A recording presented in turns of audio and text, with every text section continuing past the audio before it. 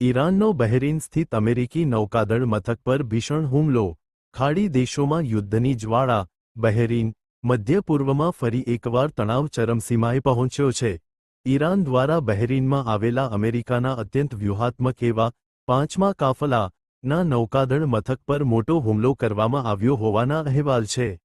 આ હુમલામાં મિસાઇલ અને આત્મઘાતી ડ્રોનનો ઉપયોગ કરવામાં આવ્યો હોવાનું મનાય છે, જેના કારણે બેઝની આસપાસ ધુમાડાના ગોટેગોટા જોવા મળ્યા હતા. બહેરીન એ અમેરિકાનું ખાડી વિસ્તારમાં સૌથી મહત્વનું સૈન્ય મથક છે.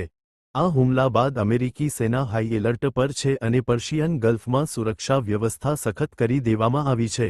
જો આ સંઘર્ષ વધશે તો વૈશ્વિક સ્તરે ક્રૂડ ઓઇલના ભાવ અને સુરક્ષા પર ગંભીર અસરો પડી શકે તેમ છે. હાલમાં પેન્ટાગોન દ્વારા નુકસાનની વિગતો મેળવવાની કાર્યવાહી ચાલી રહી છે. અહેવાલ બ્યુરો ચીફ, દરકાસ મોખાન્યુ, ગુજરાત સમાચાર.